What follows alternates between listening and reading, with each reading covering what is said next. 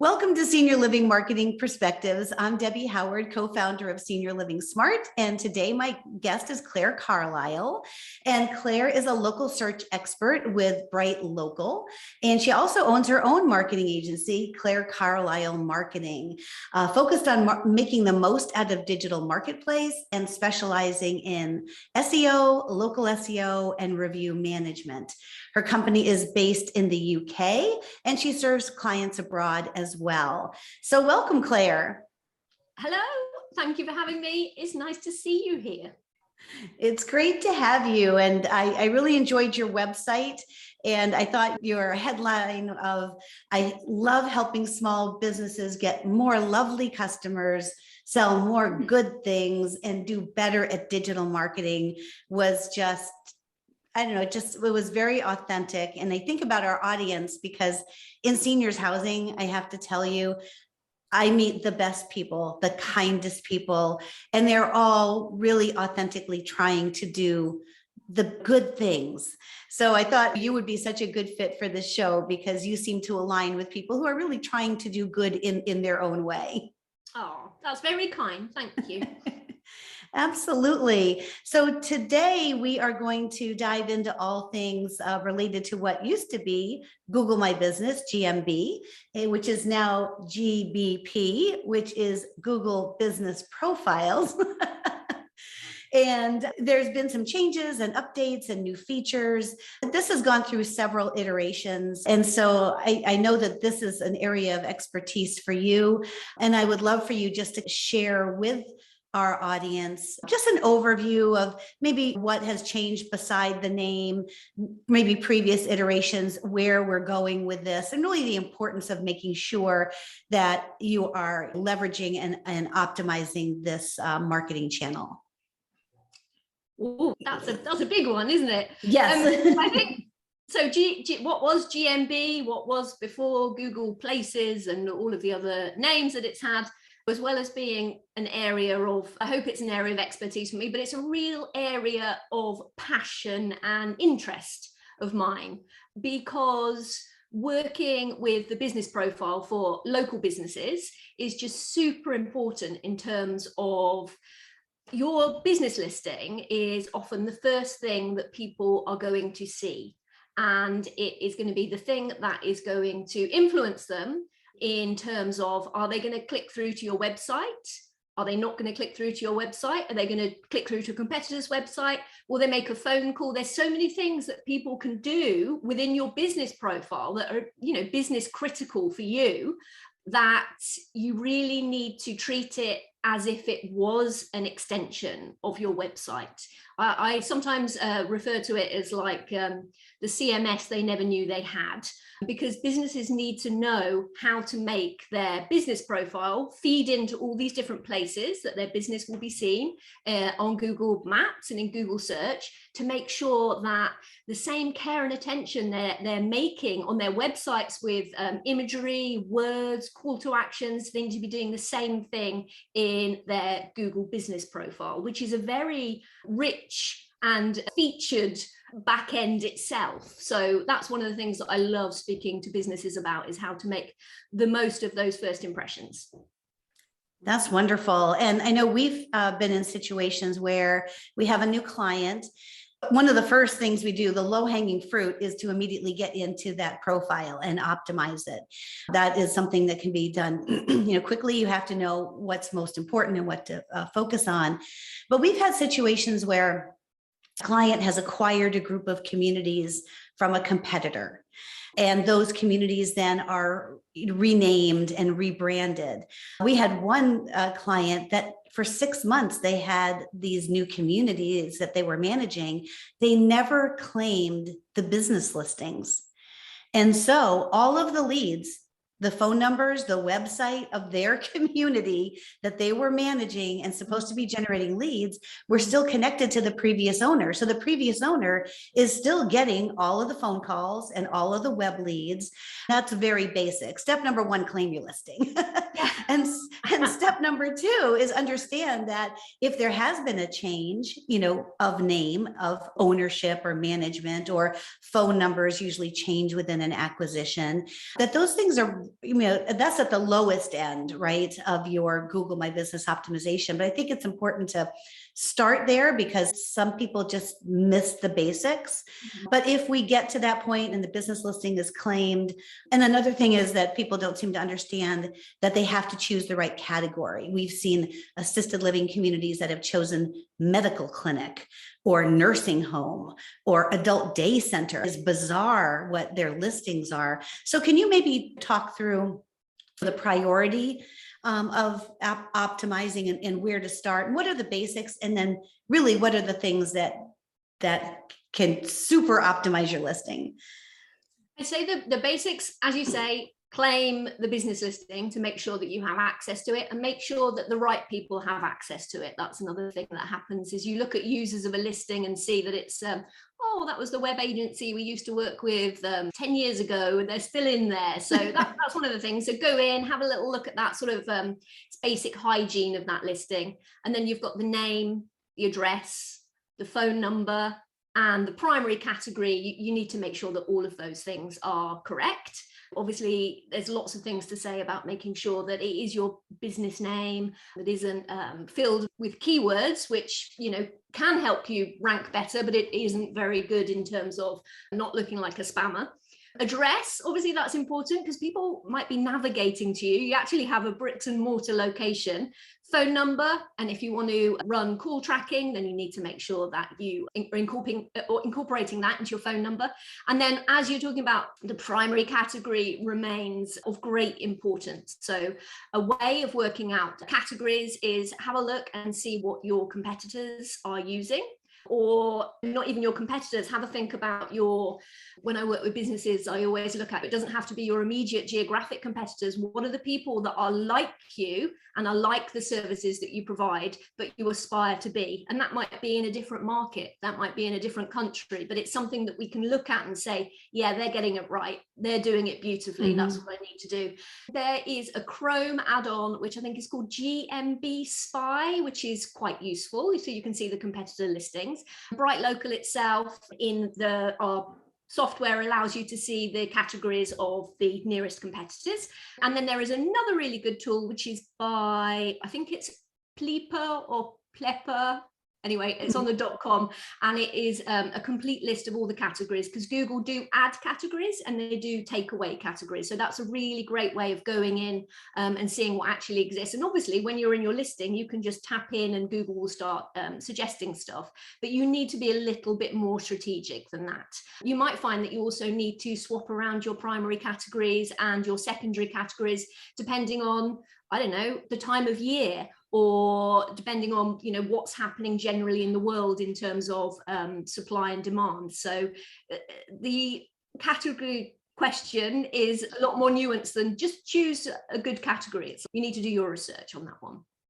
Yeah. And it's also important to get those subcategories, because you may be a retirement community, but you also offer assisted living and memory care and dementia support and home care. And so the primary, yes, but we find that most people stop at the primary and they miss all those keywords. Yeah, for sure. So the primary category is super important, and that will probably appear, I think it appears in the front end, how your potential customer would see you. But everything that we include and tell Google about our business is obviously very relevant, because that will help inform Google about what it is and what we do, even if it's not showing for potential customers in the front end. You need to feed the correct information into Google. You have the best chance of being returned in the results. So those are the basics. Now let's get to the fun stuff. Yes. Yeah, so if anyone has had a look at their business profile, set it and forget it, let's just make sure the basics are there, and hasn't logged into their dashboard or however they're managing their profile, they could be in with some surprises, because the thing is that Google does add new functionality, changes things, often without much fanfare or explanation of what it is, what it does, and who it's for. So we're all testing it all the time. What's new, what's there, how does it work? And everything that's in there as a business, you're rather than focusing on, is this a ranking factor? We need to consider everything in terms of, is this a conversion factor? Is this going to help people make a decision about calling me, visiting the location, clicking through to the website? So we've got to use all of those features to give people, our potential customers, and Google the right information about us. So we have our business description, we have Google Posts, photos, obviously, we have services, we have attributes, we have reviews, we have messaging, we have reserve with Google. There's so many different parts of functionality within, I was about to say Google My Business, Google Business Profiles. We need to make there's also Q&A. I don't know if you want to touch on any of those individual bits, because I think the first thing that a business needs to do is Google themselves. And hopefully they'll be seeing their business profile, or a large part of their business profile, appearing on the right-hand side. So we talk about making sure that whatever is showing there is as rich, detailed, and compelling as you can possibly make it. So Google can be pulling some of that stuff from third-party sites, for example, review sites, event sites. But the features that exist, you need to make sure that you're using them so you take up lots of space, so you look beautiful, and you give people lots of chances to click on links to our websites to get them to where we want them to go. Yeah, we still find there's so many opportunities to optimize, and it does always change. So things like appointment setting, although we would love for Google to change it to tour today, because we're trying to drive tours. I think the language that they use is appointments. Yes. Schedule an appointment, but that should not just link back to your homepage. That should actually link to a landing page where you can schedule that tour. You can choose your date or your preferred date and time, right? Yeah. There are so many places in Google My Business that we can be linking back to our website. So depending on it's normally our primary category that will mean what we get within Google My Business. So we could have an appointment URL. We'll have our primary website URL. That's the one that appears as website in our actual business profile, but we could have an appointment link. People can add Google My Business products. They can also link to the website. Google My Business posts can link through to the website. So when you say something like, we want people to take a tour, if businesses are focusing on, okay, these are our priority actions that we want people to take. Okay, what real estate do we have available in our business profile that we can use to communicate that message? So Google Posts, for example, that could be a really powerful use of a Google post. To use that, come for a tour. Or whether that's an online tour, it depends how people are working. We have to offer choice today, don't we? Virtual or in person, depending on comfort level and current status. So if we set up the products, so if somebody has a multiple level of care, so they offer assisted living, they offer Alzheimer's care, they have different products. Each one of those can be set up to a product that would lead back to that particular page on the website, which is probably very keyword enriched, maybe a pillar page that's sharing a lot of information that would drive the traffic. Just it sounds like what it is, basic common sense of how do you make it easier for prospects to navigate directly to the information rather than having everyone land on your homepage and have to click through and find everything. Would you say like optimizing is really about making that experience better on the prospect or on the prospect side? Yeah, for sure. And one of the things that we're doing is by using all of this functionality in Google My Business is making sure that they can see as much as possible scrolling down from the business profile. So if we do have services or products that we want to line up as products, then we need to think about it beforehand. We need to plan it out in terms of what's the architecture of my products here? How am I going to put them into subgroups? I want to make sure my most important ones are viewable without having to scroll through in the carousel. So obviously great photos and talking about photos, The same way that we need to think about the photos that we use on our website and in our social media, we need to do the same when it comes to Google business profiles.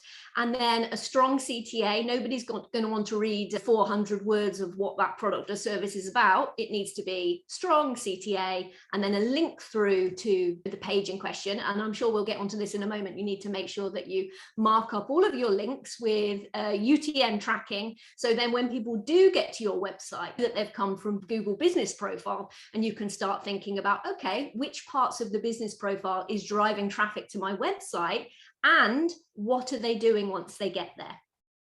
Let's jump into that. So, so UTM tagging and just basic insights. So if I'm starting out and I'm listening to this podcast and I'm like, gosh, I haven't looked at my listing in years. I just put it up there and I thought that I was done with it.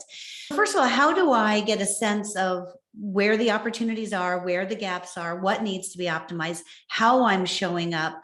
Maybe you can walk us through that from a user perspective, and then talk about what insights does a BMP offer, and then the whole tracking and tagging, really the data that's coming through and how to use that. Yeah, for sure. Anyone that's already poking around in Google Business Profile will have seen that there are insights. So there's an insight section in there. So I think the main things that I use in that section are the actions that people have taken on that business profile. So it could be driving directions, it could be phone call, and then they also give you a website visits metric. But what we mustn't do is become preoccupied with matching that data against what we can get from Google Analytics once we've tagged things up. So just see them as two separate sets of metrics, and what we're looking for is directionality rather than this is this and this is this. We want to just see it going like that, basically. That would be a start in terms of looking at some metrics. Like I said, it doesn't tell us what people do when they get to our website. And if you don't have your UTM tagging in place, Google just pops traffic either in the direct bucket or in the organic bucket. So organic bucket is fine, but it doesn't let us know, oh, organic traffic from search or organic traffic from parts of Google that is populated by the business profile. So I've written a guide to UTM tagging. So rather than running through the specifics now, people should probably go ahead and have a look at that. I did a whiteboard Friday for Moz on UTM tagging, and that's a really good intro to explain what is a UTM tag, why are we actually going to add these, and then the actual sort of semi-technical part of actually making the tags. I've made a Google sheet that auto-generates them for people. All they need to do is just pop their URLs in and it will auto-generate them.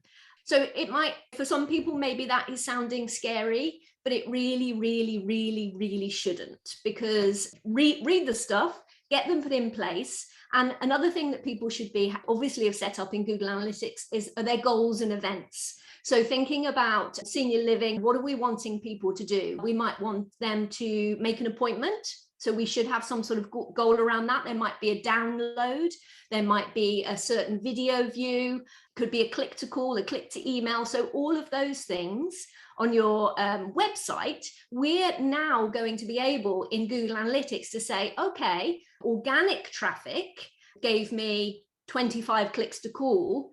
15 of those were via my Google business profile. Why aren't we investing more heavily in this? So it's another really good way to demonstrate the return of all the hard work that we really need to do on our business profiles to make them look amazing and click worthy. Oh, that's great. It probably sounds a little too technical for some folks. Who typically does this in an organization? Is it in the marketing team, or does it lie more with the IT or technical digital team to do these types of updates? Yeah, it depends on the size of the team, one would imagine, but it often ends up being the marketer, person that's responsible for SEO, local SEO. And then I always say, okay, if you're that person, you're the marketer, you're the local marketer, is there a data and reporting person within your organization? Because you really need to go to that person to make sure that you're not messing up any of their metrics and their KPIs by putting in. So basically, but what it needs to be it needs to be all of those people within the organization, because to make it siloed isn't great. People don't understand what the other people are doing and what they're trying to measure. What does success look like?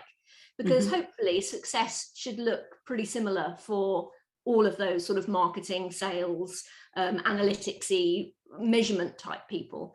Yeah, it could be anyone within the organization, but I would imagine it's going to be someone within sales, marketing, measurement, the person that's in charge of actually demonstrating their worth. Yeah, all the ROI. That's what everybody wants. Yeah. Well, we'll make sure to have money. That's right. Because marketing can seem very fluffy to so many people. And it's like, I think my marketing's working. Maybe half of it is. I'm just not sure which half. Yeah, so yeah. I think all this, the tagging and the data that you can get and the goals that you're setting up, it's measurable. It shouldn't be a mystery. We should know every single channel and the ROI that we're driving. And the data should inform the strategy. We should learn from it. So we'll make sure to have all of those links to your resources in the show notes so that people can get over to see what you've done with Moz and the spreadsheet that they can download to get started. So let's talk a little bit about reviews. So obviously a big part of the Google business profile are those reviews. So can you touch a little bit on reviews management? And one of the things that I see often with senior living is we're not really asking for reviews. We're not encouraging them. We're not making it easy for people. We're hoping they review us. That's really what we want. Yeah, I sure hope somebody leaves me a review. But is there something more that we can do? And in terms of just reviews management, being proactive, responding correctly, and just the overall how Google looks at reviews in terms of weighting it for the purposes of ranking you ultimately. I think reviews is such a big thing, not even just within Google. It's how we get information and feedback from our customers and potential customers. So I call it the review and feedback loop, because that's the idea, is that it comes full circle and you listen, you understand, you tweak your own offerings based on those things. But if we look at the importance of reviews within Google and within people making searches on Google, it's important. I don't think about how you use a review as a person. I don't like to just say consumer, because that doesn't sound very nice, but just as a user of products and services, it's really important. Reviews, we read them, we look at them, we look at the total number, we look at the average, we look at then vignettes of the reviews, don't we? Look at, what do people say? And then to take it a step further, we also look at, okay, this person had a not very good thing to say. How did the business respond? Because so much of it's almost like a story, isn't it, that you put together a feel for a business by looking at what people say about them and how that business responds to them. So that is an element of it. Someone within the organization needs to take ownership of, if we're just thinking about like the Google review scape, for monitoring and for responding appropriately. So you need something internally that you've put together that works with your brand, with your tone of voice, with how you should be managing things like that. Lots of people have written really good pieces about responding to reviews. So maybe we could pop a couple of those in the show notes as well. So we know as people, reviews are very important.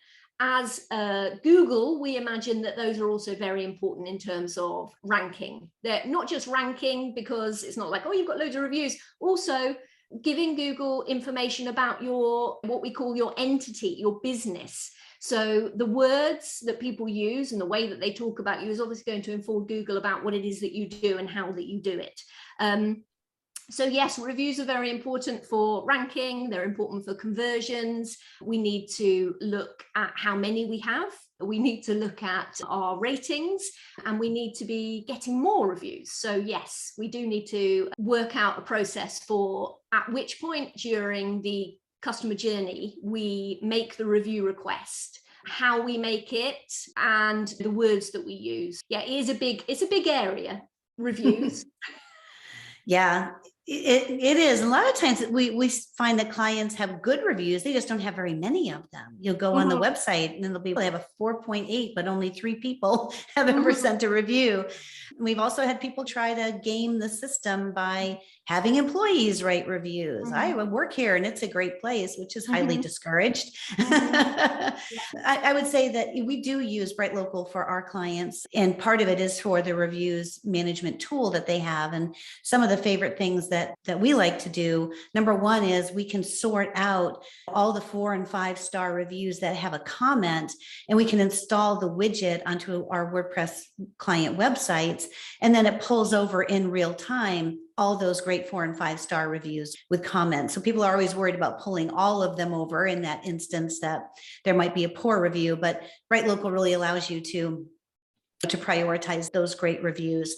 Also, it makes it easy for us to set up some templates, like here's 5 positive starter templates and here's 3 negative starter templates, so that the users still have to customize them. They still have to add to address personally what people have said. How do you make it easier and shortcut so that they're able to edit them rather than start from scratch? So we like that. And I think the other thing we've done is we've run reviews campaigns where we've asked our clients to supply their happiest residents and family members, people that they know are their raving fans. And then we can actually upload those emails, and every month just to a couple of people say, it would mean the world to us if you would review us. We're trying to ask for the reviews of people that have been pre-selected. I don't know whether there's any other tools that we're missing, but those are some of the features and functions in BrightLocal that have been most helpful for us. Yeah, for sure. I think that tools and whatever your workflow is for that is really important. But one of the things that each business needs to do individually is basically put together their review strategy, which is with a true understanding of their customers and at which touch point should they be asking, how often, all of those types of things. And obviously we've spoken about Google, but there are other places, niche specific places that we need to be getting reviews. If you look at your business profile, if you Google your actual business name, it's quite likely that Google could be pulling in third-party reviews. So you need to look at which website is it that's getting pulled in there, because we don't always want to just ask for Google reviews. It might be that we need them in other places. And also sometimes we want first party reviews that we can use on it doesn't always have. It's nice to have first party with permission to use those, because you can use those across your marketing materials as well.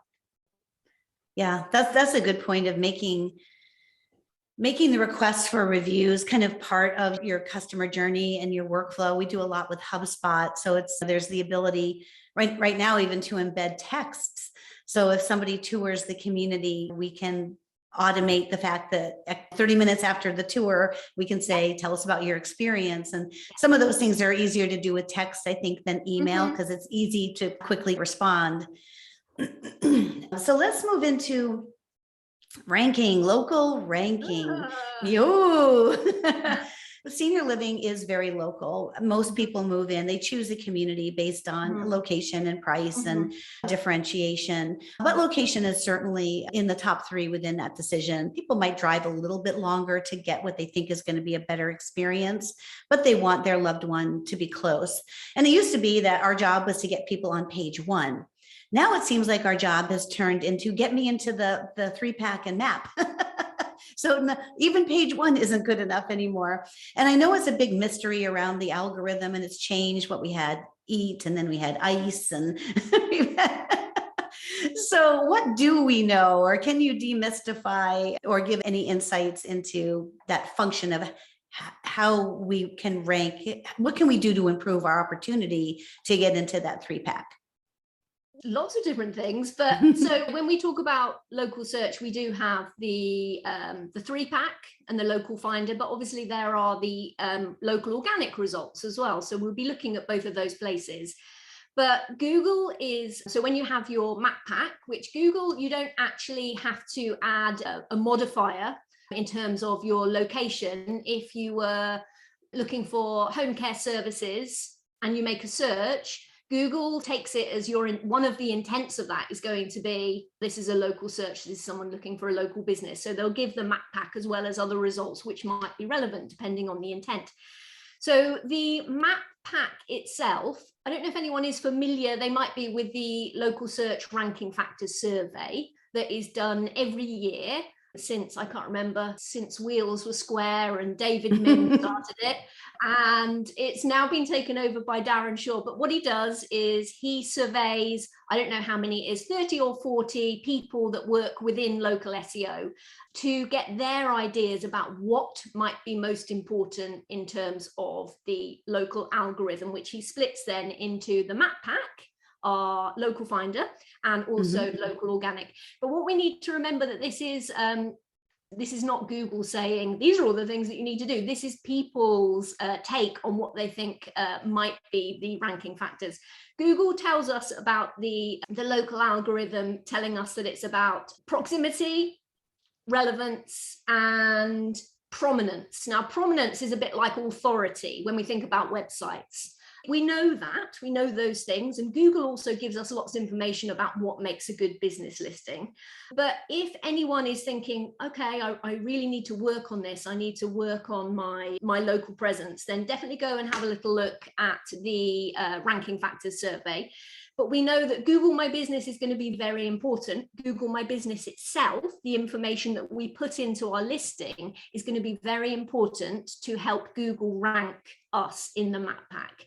Because if we don't have a Google My Business listing, we cannot appear in the map pack for our business. So all of the basic things that we talked about, making sure it's claimed, that it has got the correct name, address, phone number. And now we need to think about all the other things that need to be in there. Reviews is going to be a big factor in there. We can't change the proximity factor because we can't influence where people are searching from, but we can take proximity into account. Say, for example, if we were choosing a new venue or basically a new place, because where you have a very populated area, you're going to have lots of searches. If you're going to have a lot of competitors within an area, then obviously, again, you have less likelihood of ranking. So it's a very subtle play around those things.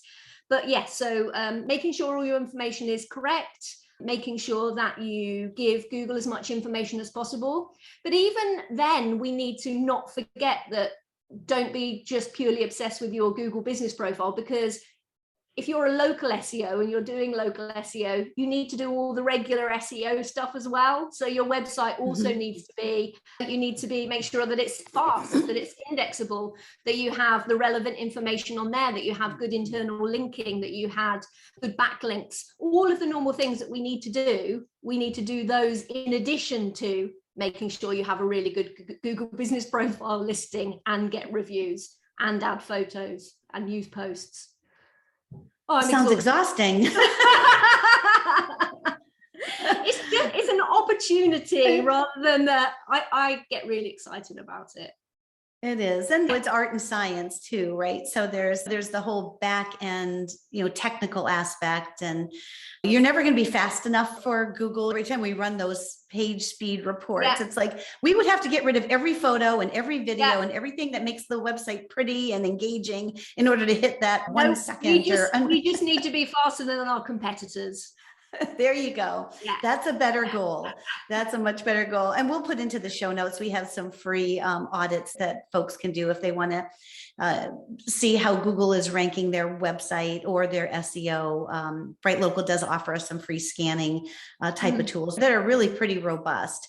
I know that one tool that we really like in BrightLocal, which has been so helpful, and I don't know whether you use it as well, Claire. It's that grid. It's that ranking. Yes. Wow, that's local, like a game changer. So Yeah. local search Yeah. grid where you pin your client. And then you put in your keywords of their products and services, and you can run it as many times as you want. So in our industry, retirement community, senior living, assisted living, on and on, each one is a local scan. And then it will, you don't have to put your competitors in, it knows your competitors, and it tells you where you rank by every part of the grid. And you go out 5 miles or 10 miles, and you can see, wow, closest to my community, I'm number 1, but gee, over here, I'm number 12. Yeah, 2 blocks away, everything's changed. So it's very visual. And the nice thing about that as well is you can click on any one of those dots and then you can see how things change. That's a brilliant tool for reporting, but also for getting the work done, because you can use that to say, okay, well, we're here. Who are our competitors? Is anyone using any keyword stuff names that I need to deal with? Because, you know, what we haven't touched on, and spam, not necessarily so much within your niche, but if people are using additional sort of primary keyword terms in their name, and it's not actually their name, they're just throwing it in there to get visibility, then you can, it's a bit of a game of whack-a-mole, but you can remove that. If you remove 5 listings, you move up 5 places. It all depends on your sort of competitive set.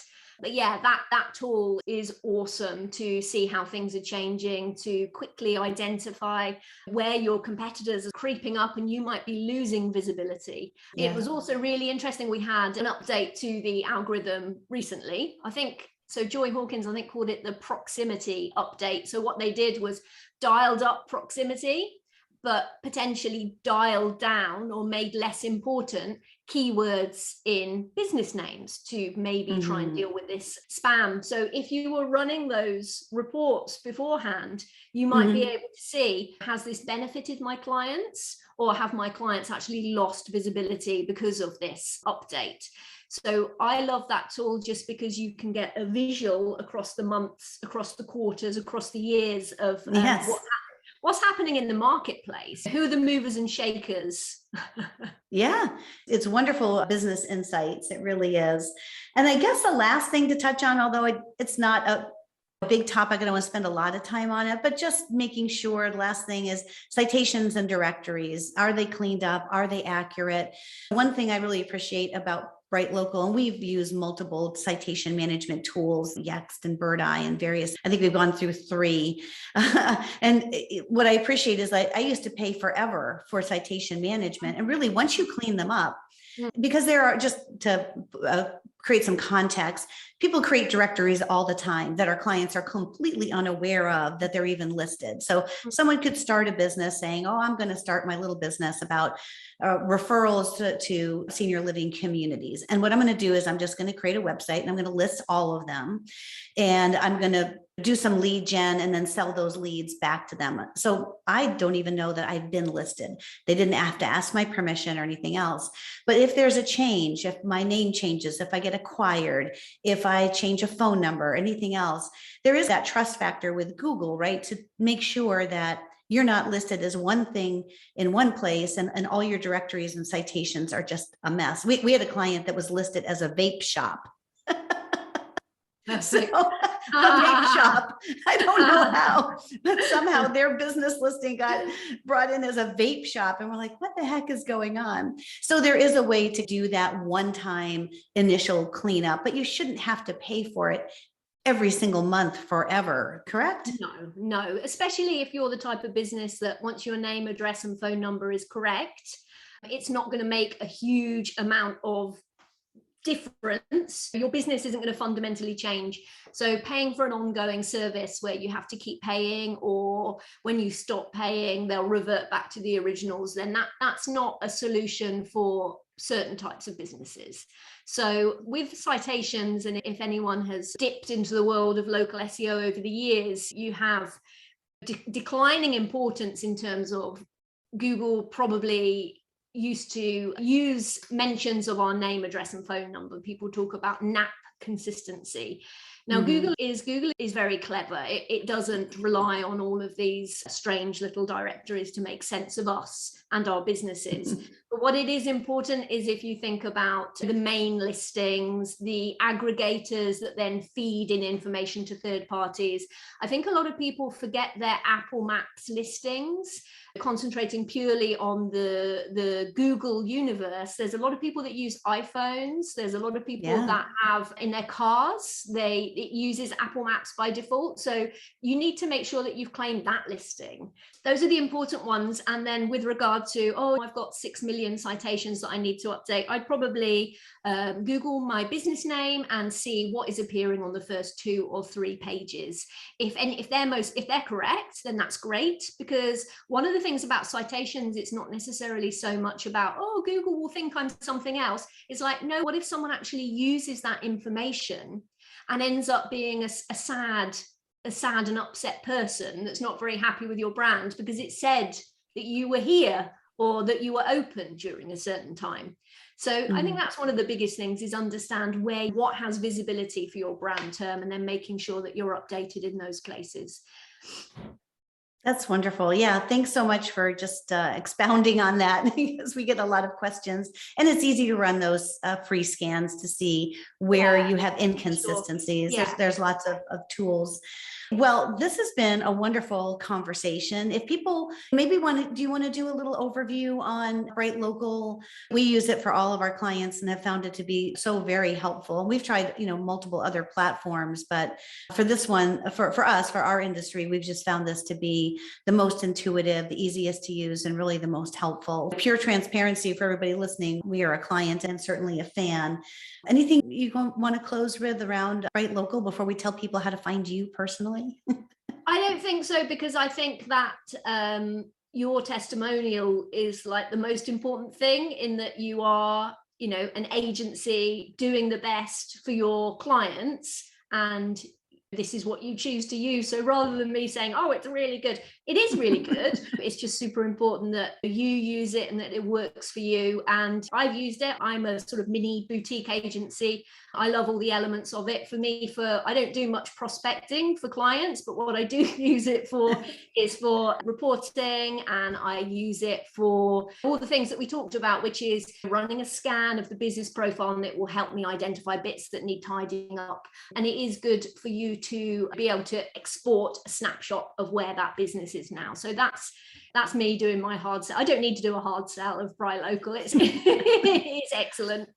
It really is. Oh, that's great. And then if people want to find you personally, if they've listened to this podcast and said, I'm exhausted hearing all the things I have to do, I don't know that I have the resources to do it myself, maybe Claire can help me.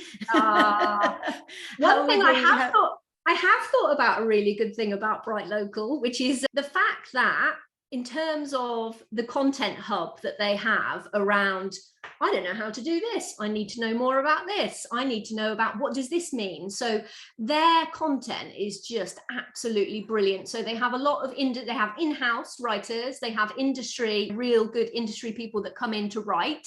Another thing that they have, which people maybe don't know about, is the BrightLocal Academy. So you do need to sign up, but it's a free resource with video courses from reporting in local SEO, keyword research for local SEO, GMB 101, content from amazing speakers and practitioners, but that are really good at putting together content. So that's probably, aside from the software part of BrightLocal, that's my favorite bit. Their resources are great. I'm on Twitter quite a lot, so I'm Claire Carlile on Twitter. So if anyone wanted to tap me up and ask me any questions about UTM tagging, then that is where they will find me. Wonderful. Well, these show notes are going to be jam-packed with all kinds of links and information. Claire, so appreciate you sharing your senior living marketing perspectives with us. And we will maybe see you someday when we all get back out there. Yes, that would be lovely. Thank you for having me. It was lovely to speak with you. Thank you, Claire. Bye-bye. Bye.